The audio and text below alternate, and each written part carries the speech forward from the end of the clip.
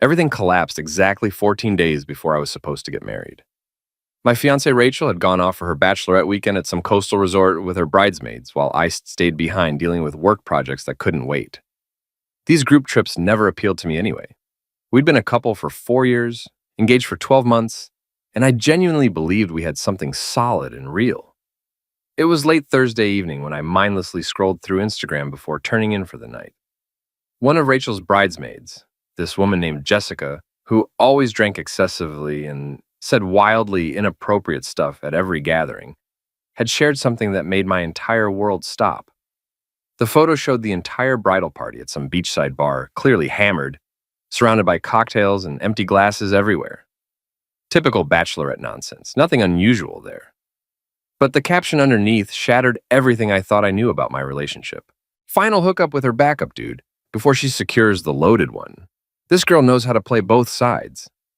She tagged Rachel and 3 other bridesmaids in the post. I sat completely frozen on my couch, reading those words over and over, hoping they'd somehow rearrange themselves into something different, something innocent, some kind of misunderstanding. They didn't. I took a screenshot as fast as my fingers could move because something deep in my gut told me it wouldn't last long. I refreshed the page. Sure enough, when the page reloaded maybe 15 to 20 seconds later, it had completely vanished, like it never existed. But I had the evidence saved permanently on my phone. The loaded one. That's all I represented to her, not someone she actually loved or wanted to build a future with, not her partner or best friend. Just the financially secure option she was locking down for stability and comfort. And here's the thing that really got me. I'm not even wealthy by any reasonable standard. I'm a software engineering manager, pulling in around $160,000 annually. I own my apartment outright, drive a reliable car that's paid off, have decent savings and investments. Comfortable, yes. Secure, absolutely. Loaded? Hardly. Rich? That's a massive stretch by anyone's measure. My first instinct was grabbing my phone and calling her immediately, demanding answers and explanations right then and there. Then, my father's advice echoed somewhere in my mind, something he'd told me years ago after his own painful divorce from my mother. Once you learn the truth, son, pretending you don't know just makes you foolish twice over. Don't give them the chance to gaslight you or talk their way out of it. I didn't call her. I didn't text her. I didn't give her any warning whatsoever about what was coming. Instead, I walked over to my laptop and started systematically working through our wedding arrangements. I'd covered the overwhelming majority of expenses, roughly $45,000 worth of commitments and contracts. Venue rental for the ceremony and reception, complete food service and open bar, professional photography package with engagement and wedding day coverage, live band entertainment, all the flowers and elaborate centerpieces Rachel had insisted on. Rachel had managed decorations and some minor items, maybe $8,000 total of her own money invested. Everything was meticulously documented in our shared planning files, with all vendor contact information readily available and organized in spreadsheets. I spent the next 2 hours methodically emailing every single vendor on our extensive list, with identical messages about changed circumstances requiring immediate cancellation of all services. I requested final invoices per whatever contract terms we'd originally agreed to and signed. While composing these emails, I carefully reviewed each signed agreement to understand exactly what I'd be losing financially. The venue was completely non-refundable at this stage. That was explicitly clear in the contract we'd signed months ago. Catering company would charge 50% of their total contracted cost. Photography service would keep their entire substantial deposit. Same situation with the band and the florist. Deposits were non-refundable. I did the rough math in my head as I went through everything methodically. My losses would land somewhere between $22,000 and $25,000, depending on how individual vendors interpreted the specific cancellation clauses in our contracts. Still significantly cheaper than marrying someone who'd betrayed me and viewed me as nothing more than a comfortable meal ticket to lockdown. Then, I created a public Instagram post that would change everything and blow up both our lives. I tagged absolutely everyone who'd been invited to our wedding, both entire extended families, all our friends, every single person on that 200-person guest list. I posted that screenshot showing Jessica's caption completely clearly with nothing cropped out or hidden. My own caption was deliberately simple and straightforward, no emotions or explanations.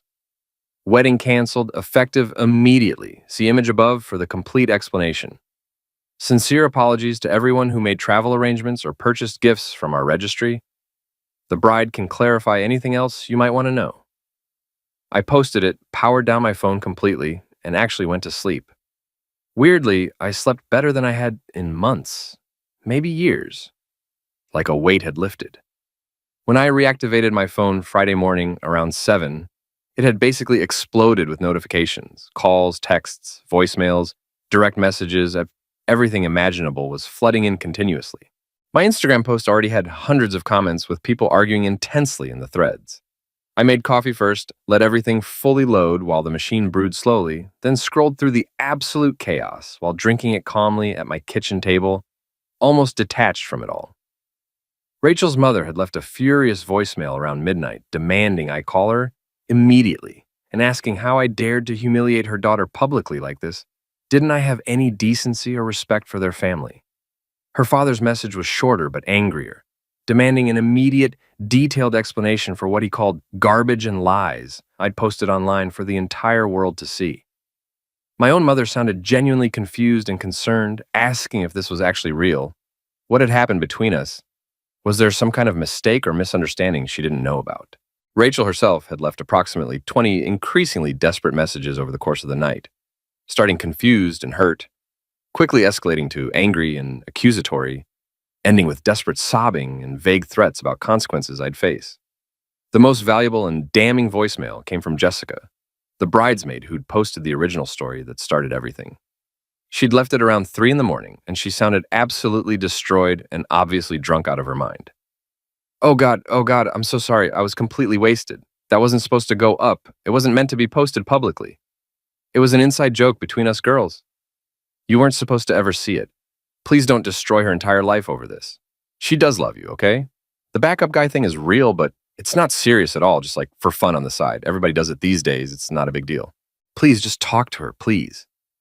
I immediately saved that voicemail and backed it up to 3 separate secure locations: cloud storage, my computer hard drive, and an external drive I kept locked away. Rachel's text messages progressed in a completely predictable pattern from "call me right now, we need to talk" to "this is all a huge misunderstanding" to "you're completely insane" to "if you'd just talk to me like an adult, I could explain everything properly." I replied exactly once with a simple, direct message. Nothing to explain here. We're finished permanently. Don't contact me again. She called 8 consecutive times within 2 minutes, back to back. I blocked her number entirely. Her mother called from a different phone number within the hour. I answered that one and immediately got screamed at full volume about what I'd done to her precious daughter and their family reputation. I explained as calmly as possible that her daughter had cheated on me during our engagement, and I'd ended the relationship permanently. That's all there was to it. Pretty straightforward. She insisted loudly that the social media post was just a drunk, stupid joke that went too far and I'd destroyed Rachel's reputation over absolutely nothing, that I was vindictive and cruel beyond measure. I asked her directly why Jessica had deleted the post within 15 seconds if it truly meant nothing, and why she'd left me a detailed voicemail admitting the entire affair. Dead silence on the line for several long seconds. Then she shifted tactics and claimed I had no actual concrete proof of anything, that some stupid drunk caption didn't legally prove infidelity. I calmly mentioned having Jessica's full admission on a saved voicemail and asked if she wanted me to post that audio publicly too for everyone to hear. Longer silence this time. I could hear her breathing. Then came direct threats about making me regret this decision and demands for repayment of every penny, thousands and thousands of dollars they'd spent on this wedding in good faith. I explained I'd already paid $45,000 of my own money and would be losing somewhere around $22,000 in various cancellation fees, that Rachel could keep her expensive dress for all I cared, and they were absolutely welcome to sue me if they felt they had any kind of legitimate case. She called me a vindictive, heartless fool and hung up abruptly. Friday was entirely spent confirming all cancellations with every vendor individually and getting final numbers. Most handled things professionally and sympathetically once they understood the situation. The venue manager actually pulled me aside at one point during our meeting and said quietly that he'd seen my post online and was genuinely sorry about what had happened to me. That was rough. Their standard policy required keeping the full $12,000 deposit with absolutely no exceptions, and that was ironclad in the contract. But he personally wasn't charging the additional substantial cancellation fee specifically outlined in the contract because, in his words, I'd been screwed over enough already and he couldn't bring himself to pile on more financial damage. That small gesture of human decency meant something to me in that moment. The catering company tried aggressively fighting me on their 50% cancellation clause, initially attempting to claim I somehow owed them the entire contracted amount for food and service. I pulled out our signed contract and showed them the exact language we'd both agreed to. They grudgingly backed down to $7,500 after some tense back and forth negotiation. Photography service kept their $1,200 deposit, which seemed reasonable given the circumstances. The band kept their $2,000 deposit for holding the date. Florist kept $800 for flowers already ordered. When I sat down and added up the final damage that evening, it totaled approximately $23,500 in lost deposits and various cancellation fees. Still significantly cheaper than what a divorce would have cost me down the road, both financially and emotionally, not to mention the wasted years. Saturday afternoon, Rachel's best friend called my number with what was clearly a planned guilt trip. She claimed Rachel had been crying nonstop for 2 straight days, couldn't eat anything at all, couldn't sleep through the night, and that I'd completely destroyed her as a person. I responded simply that Rachel had destroyed herself through her own deliberate choices and actions. The friend insisted the backup guy wasn't what I thought at all, just some old friend from college Rachel occasionally hung out with in a group, totally innocent and platonic, and Jessica had just made a stupid drunk joke that went way too far. I mentioned Jessica's voicemail explicitly stated otherwise in her own words. She argued I couldn't fairly hold drunk words against people. That wasn't reasonable. I said, "Watch me do exactly that." She shifted tactics completely and asked what Rachel was supposed to do about the $8,000 engagement ring I'd given her last year. I said Rachel could keep it, sell it, pawn it, throw it in the ocean for all I cared, whatever she wanted. Same policy with all the gifts people had already sent from our registry. I wanted absolutely nothing associated with that wedding or that relationship anymore. She called me completely unreasonable and irrational, which was almost darkly funny considering Rachel was actively planning to marry me while sleeping with someone else on the side. She insisted I didn't actually know for certain that Rachel had physically cheated, that I was just making assumptions and jumping to premature conclusions. I pointed out that despite approximately 100 texts and 50 phone calls over 2 days, Rachel had never once explicitly denied cheating on me. She'd said it was a misunderstanding, that I was overreacting and being overdramatic, but never once said the actual words, "I didn't cheat on you," or "I was faithful." The line went completely silent for a long moment. Yeah, that's exactly what I thought. I hung up. Sunday morning brought an email from a lawyer her family had apparently hired quickly. They were formally demanding $47,000 in complete reimbursement for all wedding expenses they claimed were incurred in good faith reliance on our marriage actually happening.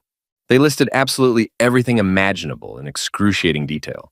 Her dress and multiple alterations, jewelry pieces, shoes, hair trials, makeup trials, expensive gifts for all the bridesmaids, the entire bachelorette party weekend, bridal shower, professionally printed invitations, elaborate decorations, personalized party favors, you name it, they listed it. They claimed I'd fraudulently induced these expenses through intentional misrepresentation and caused severe emotional distress to their daughter through deliberate public defamation. The legal language was aggressive and threatening throughout.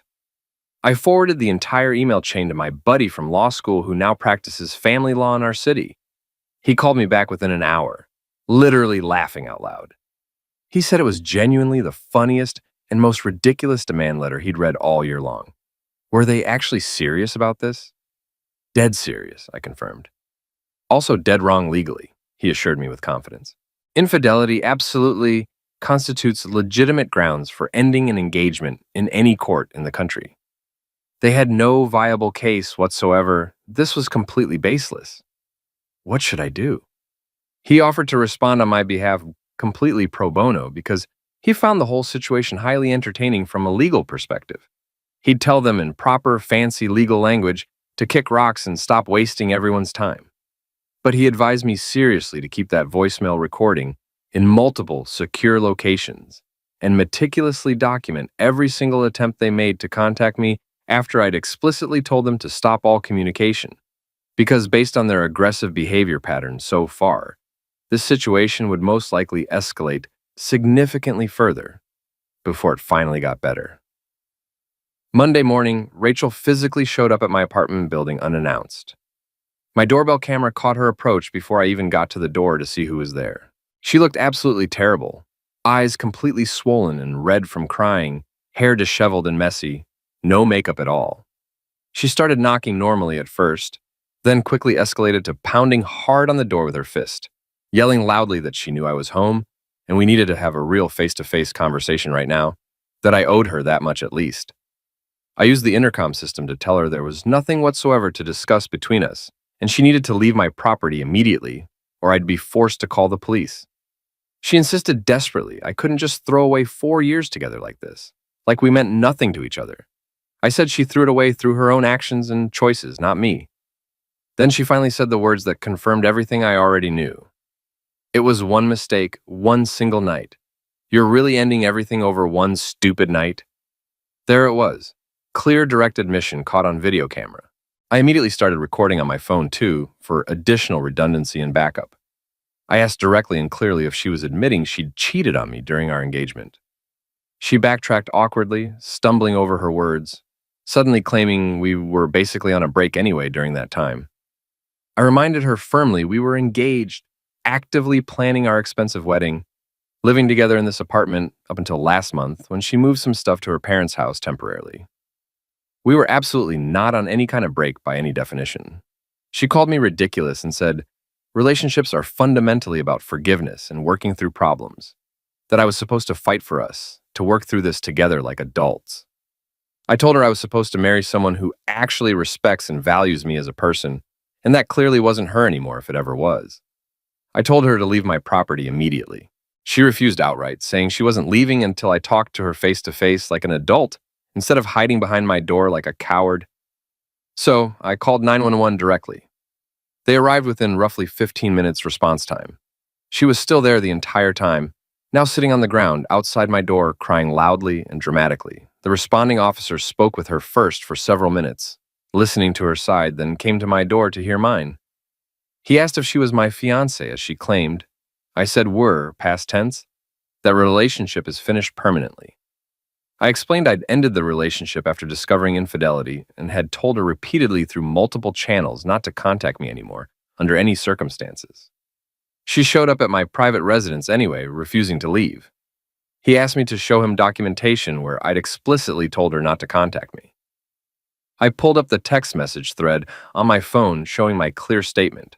He nodded, reviewed it carefully, then went back to address her. He told her clearly and firmly that I'd asked her not to contact me. She needed to leave immediately. And if she returned to this property, I could file for a formal restraining order through the courts. She protested emotionally that we were engaged and had lived together in this apartment. He calmly informed her that property records showed the apartment was solely registered in my name. She had no legal right to be here without my permission. She finally left, still crying and looking back. That same afternoon, her father appeared at my workplace office building downtown. Building security called my desk, saying someone was downstairs in the lobby demanding to see me, claiming to be my father-in-law. I told them to inform him politely I was unavailable for any meetings today. He refused to leave and was getting increasingly loud and aggressive with the security staff. I went down to the lobby to handle the situation directly before it escalated further. He saw me step off the elevator and immediately started yelling across the lobby, calling me a coward who couldn't face him like a real man. I said calmly there was nothing to face or discuss here, and told him to instruct his daughter to stop all contact attempts permanently. He launched into a rant about how I'd humiliated his entire family publicly, how his wife couldn't show her face at their church anymore without people staring, how his daughter was now on prescription medication because of what I'd done to her mental health. I said that was unfortunate, but not my responsibility or fault. He brought up the many thousands of dollars they'd spent on this wedding and said they'd definitely be suing me for every penny. I said my attorney had already responded to their lawyer's demand letter, and they'd lose badly in court. This was a waste of everyone's time. Security personnel stepped in physically before he could continue, warning him he needed to leave the building immediately, or they'd involve the police for trespassing. He left, but shouted back over his shoulder that this wasn't over, not by a long shot. I'd be hearing from them. By Wednesday, I discovered Rachel had been systematically calling all my friends, trying to control the narrative and turn people against me. My best friend texted asking what the actual real story was, since Rachel had called him 6 separate times over 2 days, claiming I wouldn't listen to her side of things, that she'd made one forgivable mistake, and I was being needlessly cruel and unforgiving, that she was devastated. I sent him both the original screenshot and the voicemail recording from Jessica. His response was immediate and clear. Damn, yeah, you absolutely did the right thing here. I'm blocking her. She'd contacted at least 10 of my close friends with virtually the same carefully crafted sob story. After I showed them the concrete proof of what actually happened, every single one of them blocked her completely. Thursday, my lawyer called with unexpected news that honestly shocked me. They were actually filing a lawsuit against me. I thought he was joking around. Nope, completely serious. Small claims court, exactly $12,000, which was the maximum amount allowed in our jurisdiction. For what exactly? Wedding expenses they claimed I was responsible for. Her dress, her mother's outfit, all bridesmaid costs, bachelorette party expenses, printed invitations, everything. Could they actually win this case? Hell no, absolutely not, he assured me confidently. I had clear legitimate cause to cancel based on proven infidelity, but I had to physically show up in court and defend myself properly. Bring everything, the screenshot, the voicemail recording, and all text messages, complete documentation. Court date was scheduled for 6 weeks out. He told me not to worry at all and that he was definitely coming with me because this was legitimately more entertaining than anything currently on Netflix. That weekend, my Instagram post exceeded 1,000 comments and kept climbing steadily. People were sharing it everywhere across multiple platforms, discussing the situation in exhaustive detail, choosing sides passionately in long comment threads. Some commenters called me heroic for having standards and exposing the truth. Others called me cruel and vindictive for the public humiliation approach. Someone made a TikTok video about the whole situation that got over 300,000 views within days. Rachel's friends launched a coordinated maltreatment campaign from multiple different phone numbers, sending messages calling me human garbage, saying she genuinely loved me and I threw her away like worthless trash, that I'd die alone and miserable, that she was far too good for me anyway and I'd never find better. I blocked every number as they came in. They just kept acquiring new numbers from somewhere. I filed an official police report for ongoing maltreatment and documented everything. The officer who called me back was sympathetic but realistic about the situation, saying to keep detailed records of absolutely everything and call immediately if things escalated to direct threats or if she physically showed up again. But right now, it was technically just annoying maltreatment without actionable threats. Unfortunately, there wasn't much they could do yet. I changed all my social media accounts to private and locked down, blocked her entire extended family, all her friends I knew, anyone who might potentially be a problem going forward. But I deliberately left that original post up and public because it was simply the documented truth of what happened. Court day finally arrived roughly 2 months after everything had initially exploded. Her entire extended family showed up like it was some kind of public referendum. Parents, siblings, grandmother, a couple aunts and uncles I vaguely recognized from family gatherings. Like they were providing moral support at a funeral or something. They sat together on one side of the small courtroom. I sat with my lawyer buddy on the opposite side. When our case got called by the clerk, her father stood up as their designated representative since they were the plaintiffs. The judge reviewed the filed paperwork carefully for several minutes, noting aloud they were suing for $12,000 in wedding expenses after I had canceled the ceremony. Her father confirmed this emphatically, emphasizing repeatedly that I'd canceled with less than 2 weeks advance notice after they'd already paid for absolutely everything in good faith based on my promises. His daughter's custom dress alone had cost over $4,000. They'd bought complete outfits, paid for multiple parties, all based entirely on my firm commitment to marry their daughter. The judge asked directly why I had canceled the wedding so close to the date. Her father visibly hesitated, clearly uncomfortable, then said there'd been a disagreement, a personal private matter between us. The judge pressed for specific details about what kind of disagreement exactly. He insisted his daughter's private personal life shouldn't be publicly discussed in an open courtroom. The judge leaned forward and repeated the question more firmly about why exactly the wedding was canceled. My lawyer stood confidently and stated clearly for the record that I discovered through social media evidence that my fiancé had been unfaithful during our engagement, and we had concrete documentation to support this claim. He handed over copies of both the screenshot and the complete voicemail transcript to the judge.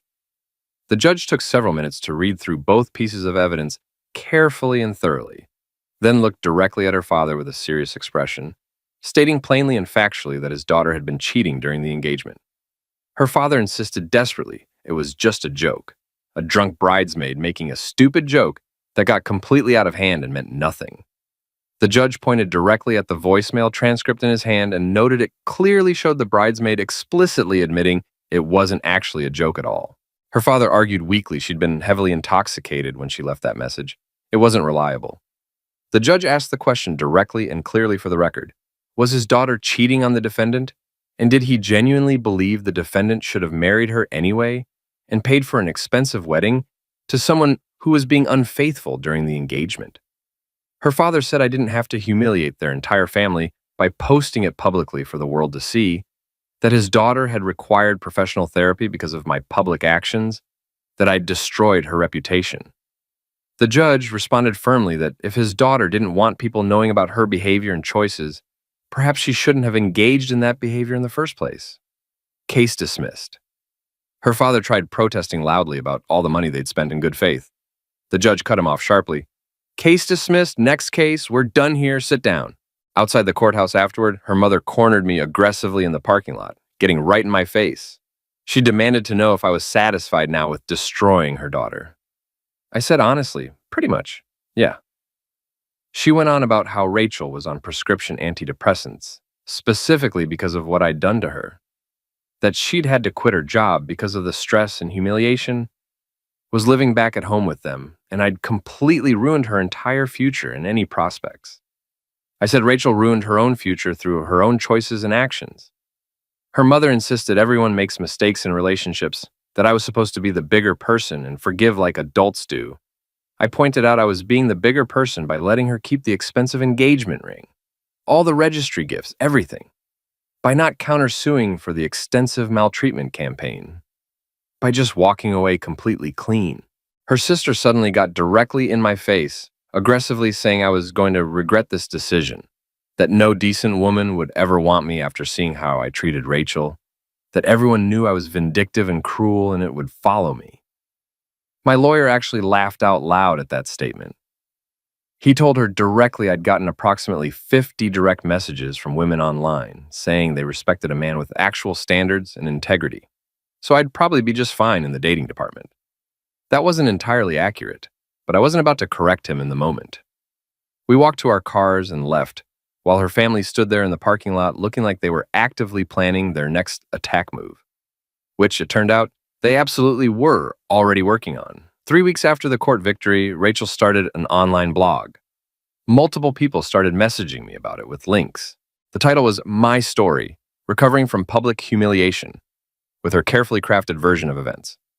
She claimed she'd never actually cheated on me at all, that the bridesmaid's post was just an inside joke I'd deliberately weaponized to hurt her, that I'd cynically used social media as a weapon to systematically destroy her reputation and life, that I'd stolen months of her life and tens of thousands of dollars from her family for nothing.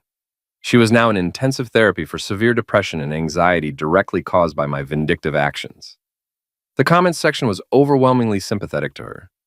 Poor girl, cruelly betrayed by her vindictive ex. Some people were actually calling for me to be doxxed and publicly maltreated as revenge. My lawyer read through the entire blog carefully and shrugged casually. It was all opinion and her perspective, nothing legally actionable here. Just let it go and ignore it. I protested that she was lying about literally everything that happened. He said she knew that, I knew that, I had documented proof. She was just trying to save face publicly and control the narrative. Anyone who actually mattered in my life already knew the complete truth. Let her have this small thing. The blog went semi-viral within days. Local bloggers picked it up and wrote response pieces. Some lifestyle influencers shared it widely with their followers. I started receiving hate messages from complete strangers who believed her version, Someone found my LinkedIn profile and messaged my boss directly, claiming I was an abuser and the company should be aware of my character issues. My boss called me into his office about the strange message. I explained calmly my ex was having her supporters systematically maltreat me as retaliation. He said he'd figured as much based on the tone and they weren't taking any of it seriously at all. But HR wanted everything officially documented for our company records, just in case this escalated legally. I showed HR absolutely everything I had. The original screenshot, the voicemail recording, the court dismissal, all maltreatment reports filed with police. The HR director reviewed everything carefully and confirmed it was clearly retaliatory maltreatment. She said if anyone else contacted the company about this, they'd be referring it directly to our legal department for handling. The blog mysteriously disappeared after about 6 weeks online, with no explanation, just completely gone one day. But the damage was already done to my online reputation. Googling my full name brought up numerous articles about the canceled wedding scandal, various think pieces debating whether I was justified or cruel, lengthy debates about public shaming in the social media age and cancel culture. My Instagram post remained up, now with almost 2,000 comments. People were still finding it months later, still sharing it, still arguing passionately in the comments section. I seriously considered taking it down to move on. My lawyer strongly advised against it, saying it was my primary evidence, the documented truth, and the second I deleted it, she'd claim I'd fabricated everything for attention. So it stayed up permanently. 4 months after the canceled wedding, I ran into Rachel at a local coffee shop completely by chance. We made direct eye contact across the room.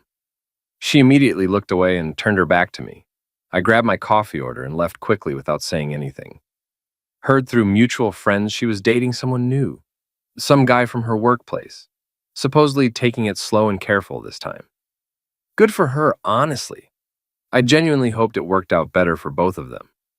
I started dating again myself after about 6 months of being single.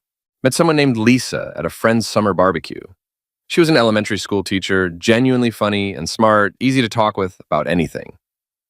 On our third date over dinner, she brought up the elephant in the room, asking directly if that viral post about the canceled wedding was actually me. I confirmed it was and told her the complete, honest story, showed her all the evidence I still had. She was quiet for a minute, thinking, then said, "It must have been really hard to go through." It was, I admitted honestly, but so much better than discovering it after we were legally married with shared assets. She noted I didn't technically have to post it publicly, though. That seemed extreme. I explained I wasn't going to let Rachel control the entire narrative and make me the bad guy. She made the choice to cheat. I made sure people knew whose choice it actually was and why the wedding ended. Lisa nodded slowly and said she genuinely respected that I have real standards and won't compromise them. We're still together now, over a year later, and getting serious. She's never given me a single reason to doubt her or question her loyalty. Rachel got engaged again to a different guy about a year after our breakup and got married in some small courthouse ceremony with just immediate family. Heard about it through the grapevine from mutual friends. I genuinely hope it works out better for her this time around. The Instagram post is still up. I'm probably leaving it up forever at this point. It's simply the documented truth of what happened. People still comment occasionally, "Still the most justified cancellation ever," or "This man saved himself from disaster," or "Dodged a bullet." My absolute favorite comment came from someone who wrote, "This isn't revenge, this is self-defense." That pretty much sums up the entire situation perfectly. I lost about $25,000 in deposits and various fees, but gained my self-respect back and dodged a lifetime with someone who saw me as nothing more than a comfortable wallet to secure, worth every single cent I lost.